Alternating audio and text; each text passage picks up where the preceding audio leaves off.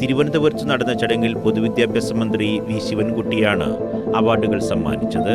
Innovative brand in educational first integrated school Kerala award ആലപ്പുഴയിലെ Alpha integrated school managing director Rojas Jose ഏറ്റുവാങ്ങി.